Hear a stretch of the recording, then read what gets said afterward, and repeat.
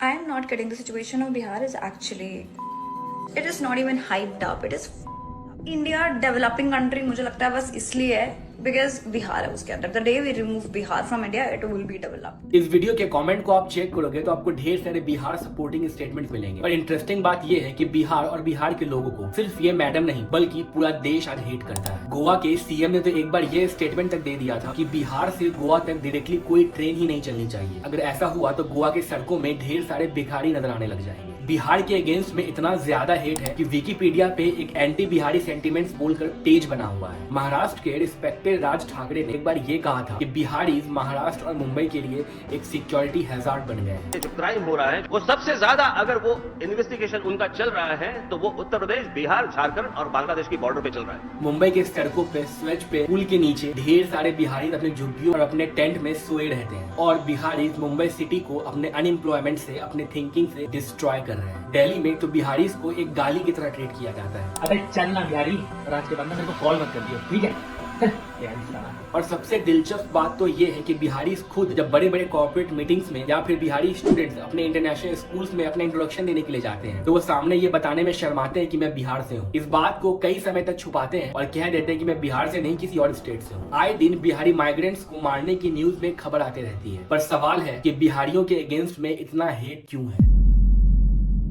अगर इस टॉपिक पे कभी हम डिटेल में बात करने जाते हैं तो ढेर सारे बिहारी का सेंटिमेंट और ईगो हर्ट हो जाता है और अपने डिफेंस में वो ये कहते हैं कि ये वही बिहार है जहाँ पर आर्यभट्ट ने इस दुनिया को जीरो दिया, जहाँ पर गौतम बुद्ध ने बोध गया में आकर तपस्या पूरी की, जहाँ पे गुरु गोविंद सिंह का जन्म हुआ, जहाँ से MS धोनी जैसे महान क्रिकेटर का जन्म हुआ। और पास्ट में मौर्य डायनेस्टी की कैपिटल भी पाटलिपुत्रा ही थी जो कि आज का पटना है। बट अगर मेरे से पूछो ये सारी बातें आज के टाइम पे वैलिड ही नहीं होती है क्योंकि ये सभी बातें अब हिस्ट्री बन चुकी है। प्रेजेंट में मॉडर्न वर्ल्ड में बिहार का कॉन्ट्रीब्यूशन बहुत ही कम रहा है। अब लोग ऑफेंड होके ये भी कहते हैं कि इस देश को 10% से भी ज्यादा IAS ऑफिसर बिहार देता है। पर क्या हमें इस बात पे प्राउड महसूस करनी चाहिए? क्योंकि इस चीज को अगर अब हम एलैबोरेट करेंगे तो हमें नजर आएगा कि बिहार में प्राइवेट सेक्टर के जॉब्स एग्जिस्ट ही नहीं करते हैं। बिहार में किसी भी टाइप का एम्प्लॉयमेंट बहुत ही कम है, जिस कारण से बिहार के लाखों स्टूडेंट्स को सरकारी जॉब, UPSC, SSC या फिर बिहार गवर्नमेंट के जॉब्स में जाने के अलावा और कोई चारा नहीं बचता है। कैलकुलेशन बहुत ही सिंपल है। एक स्टेट में 100 लोग एग्जाम की तैयारी कर रहे हैं और एक स्टेट में 1000 लोग एग्जाम के लिए तैयारी कर रहे हैं। तो जिस स्टेट में 1000 बच्चे एक ही एग्जाम की तैयारी कर रहे हैं उस स्टेट से ज्यादा बच्चों की पास आउट करने की प्रोबेबिलिटी बहुत बढ़ जाती है। और जो बच्चे एग्जाम को क्लियर नहीं कर पाते हैं उनका क्या? या तो वो अपने फैमिली के लोकल बिजनेस या फार्मिंग को आगे बढ़ाते हैं या नहीं तो वो चले आते हैं बिहार छोड़ के दूसरे स्टेट्स में और यहीं से बिहारियों के अगेंस्ट हेट की बुनियाद रखी जाती है। कई साल तक लोग जॉबलेस रह जाते हैं, कई साल तक लोग इस एग्जाम की प्रिपरेशन करने में अनएम्प्लॉयड रह जाते हैं और जब वो दूसरे स्टेट में जाते हैं तो उस स्टेट के लोकल लोगों के लिए कॉम्पिटिशन बढ़ जाती है। अगर किसी भी काम के लिए एक सीट खाली होगी, अगर बिहारियों को हटा दिया जाए तो सिर्फ उस सीट के लिए 100 लोग फाइट कर रहे होते हैं। बट क्योंकि अब बिहारी भी उस स्टेट में आ गए हैं उस एक सीट के लिए, तो उसी सीट के लिए अब 1000 लोगों के बीच कंपटीशन होगा। अदर स्टेट वालों को ये फील होता है कि बिहारी हमारे हक का खा रहे हैं, वो हमारे जगह आकर हमारे सीट, हमारे पोजीशन और हमारे चीजों को लूट रहे हैं और यही कारण है बिहारियों को लोग हेट करते हैं। बिहार का बारे में सवाल आता है तो बिहार का सबसे पहले यही सवाल आता है कि वहाँ के unemployment. When you talk about Bihar,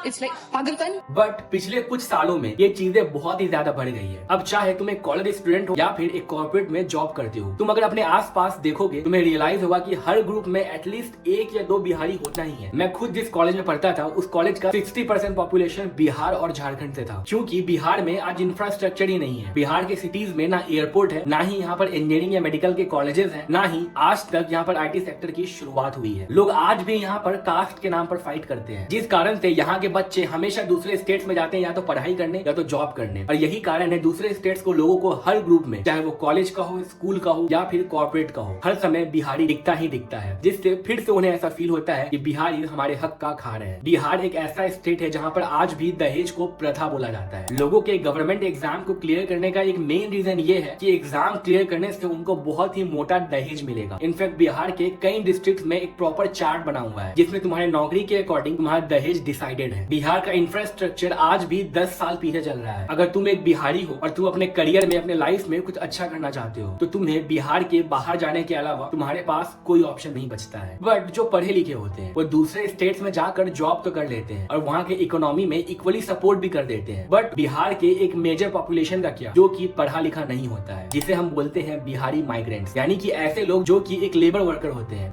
और बिहार में जॉब अपॉर्चुनिटी ना मिलने के कारण वो बिहार से माइग्रेट करके जाते हैं दूसरे स्टेट्स में। अब वहां जाते हैं वो काम की तलाश में। काम का मतलब एक 9 to 5 प्रॉपर कॉर्पोरेट जॉब नहीं, बल्कि डेली वेज वर्कर्स वाली जॉब। किसी एक छोटी सी दुकान में काम मिल जाए, किसी अंडर कंस्ट्रक्शन बिल्डिंग में एक लेबर वर्कर की जॉब मिल जाए, या कहीं पर ठेला लगा लिया जाए। इसे अगर एग्जाम्पल के तौर पर समझे तो एक बिहारी अगर मुंबई जाता है और वहां जाकर उसे एक अंडर कंस्ट्रक्शन बिल्डिंग में लेबर वर्कर का काम मिलता है, जिससे वो महीने का 10-15 हजार रुपए कमा लेता है। अब 10-15 हजार रुपए मुंबई जैसे शहर में कहाँ गुजारा होता है, और वैसे भी हर इंसान को और ज्यादा पैसे की नीड होती है। इस चक्कर में जब मुंबई जाकर वो अपना परिवार बसाता है, अपने वाइफ को, बच्चों को छोटे छोटे काम के लिए प्रोत्साहन देता है, जैसे कि ठेला लगा लेना, पानी पूरी बेचना, बच्चों के थ्रू खिलौने बेचवाना और ऐसे ढेर सारी चीजें, जिससे कि उसके फैमिली इनकम में थोड़ी सी बढ़ोतरी हो जाए। और मुंबई जैसे शहर में 10-15 हजार रुपए में कहाँ तुम्हें एक घर मिलने वाला है रहने को। तो मजबूरन उन्हीं बिहारी लोगों को छोटे छोटे झुग्गियों में या रोड के किनारों में या फिर पुल के नीचे टेंट लगाकर रहना पड़ता है, जिस कारण से बिहारियों की ये इमेज बनती है कि वो हमारे सिटी में आके वहाँ के इंफ्रास्ट्रक्चर के एस्थेटिक्स को खराब कर रहे हैं। मैं इन सभी बातों से इतना ज्यादा डिसएग्री नहीं करता हूँ। बिहार के और इस देश के इतने बड़े प्रॉब्लम के पीछे सबसे बड़ा किसी चीज का हाथ है तो वो है बिहार के मूवी इंडस्ट्री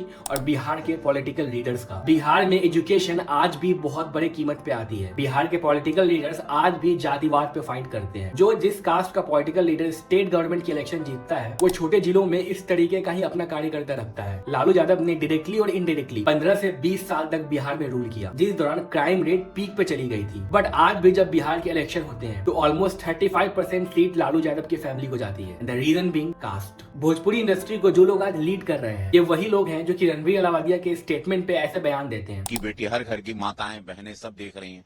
इस तरह की बातों का, शब्दों का प्रयोग बहुत ही अपमानजनक है। और बाद में खुद जाकर ऐसे ऐसे गाने बनाते हैं लहंगा उठा दे रिमोट से कि बेटी हर घर की माताएं बहनें सब देख रही हैं। इंस्टाग्राम रील्स के वायरल होने के बाद इस देश के हर छोटे छोटे शहर से एक लोकल क्रिएटर वायरल हुआ है, और यही चीज बिहार में भी हुई है। बट अगर तुम बिहार के मैक्सिमम क्रिएटर्स को देखोगे तो बिहार के क्रिएटर्स तुम्हें वायलेंस को प्रमोट करते हुए नजर आएंगे। अब अगर ऐसी रील्स वायरल होगी, ऐसी पिक्चरें बनेगी और ऐसे पॉलिटिकल लीडर्स होंगे तो बिहार का डेवलपमेंट क्या ही हो पाएगा। इस वीडियो में मैं बिहार को किसी और स्टेट से कंपेयर नहीं करने जा रहा कि बिहार में तो ये चीजें खराब है, बिहार में दहेज होती है तो राजस्थान और हरियाणा में भी तो होती है। वो उस स्टेट की भी प्रॉब्लम है, मैं उसे भी एड्रेस कर रहा हूँ। बट इस वीडियो में हम सिर्फ और सिर्फ बिहार के बारे में बात कर रहे हैं। और अब आते हैं मैडम की इस वीडियो के बारे में। इंडिया डेवलपिंग कंट्री मुझे लगता है बस इसलिए है बिकॉज बिहार है उसके अंदर। The day we remove Bihar from India it will be developed. I think इस मैडम का बिहार के लोकेशन अपॉइंट होने पे रिएक्शन काफी ज्यादा नेचुरल था। डिसअपॉइंटमेंट हमें भी होती है। अगर मैं 10 साल से नोएडा में रह रहा हूँ और मुझे अचानक से अलीगढ़ लोकेशन दे दिया जाता है, देन मुझे ऑफ कोर्स डिसअपॉइंटमेंट होगी, यार क्या ही लोकेशन दे दिया है, कैसी जगह है, मुझे नहीं रहना है वहाँ पे। बट डिसअपॉइंटमेंट होना एक अलग बात होती है और किसी एक पर्टिकुलर कम्युनिटी के अगेंस्ट में हेट फैलाना अलग बात होती है। आई डोंट थिंक इस डिसअपॉइंटमेंट को सोशल मीडिया पे इस तरीके से डालने की इतनी ज्यादा नीड थी। बट हाँ, डिसअपॉइंटमेंट होना एक बहुत ही नेचुरल बात है। अगर तुम अपने करियर में बहुत ज्यादा मेहनत करते हो किसी एक एग्जाम को क्लियर करने में, और जब तुम्हारा वो एग्जाम क्लियर होता है तुम्हें रियलाइज होता है कि मुझे एक ऐसे जगह पे जॉब मिली है जहाँ पर आज भी लड़कियों के छोटे कपड़े पहनना एक बहुत ही बड़ा इशू है। एक ऐसा स्टेट जहाँ पर 7 बजे के बाद निकलना बहुत ही बड़ी बात होती है। अगर तुम एक ऐसे जगह से बिलोंग करते हो जहाँ पर तुम लेट नाइट पार्टीज करते हो, क्लबिंग करते हो, पब करते हो, और उस स्टेट में अल्कोहल ही बैन हो, उस स्टेट में क्लब या पब जैसी चीजें एग्जिस्ट ही ना करते हो, देन डिसअपॉइंटमेंट होना बहुत ही नॉर्मल है। But I am against the hate speech. तुम किसी भी कम्युनिटी या फिर किसी भी रीजन के अगेंस्ट में हेट नहीं फैला सकते हो। ये तो वही बात हो गई, जिस तरीके से बिहारियों को लोग हेट करते हैं उसी तरीके से इंडियंस को पूरे वर्ल्ड में हेट करते हैं। वेस्टर्न कंट्रीज इंडियंस को अनसिविलाइज समझती है। तो अगर हम अपने देश के एक पर्टिकुलर कम्युनिटी के अगेंस्ट में खुद ही इतना हेट करेंगे, खुद ही इतना रेसिज्म फैलाएंगे, तो हमें भी खुद के अगेंस्ट होता हुआ रेसिज्म को देख के आवाज नहीं उठानी चाहिए। आई होप तुम्हें ये टॉपिक बहुत ही सेंसिबल लगा हो। तुम्हारे इस टॉपिक पे क्या ओपिनियन है, ये बात मुझे कमेंट में जानना बहुत ही ज्यादा जरूरी है, क्योंकि मुझे पता है ये टॉपिक देख के बहुत सारे बिहारी लोगों का सेंटिमेंट्स हर्ट हुआ होगा, बट सच्चाई को नहीं छुपा सकते हैं। अपने व्यूज बताओ इस टॉपिक पे, इस वीडियो को शेयर करो, चैनल को सब्सक्राइब करो, लाइक और कॉमेंट करना मत भूलना।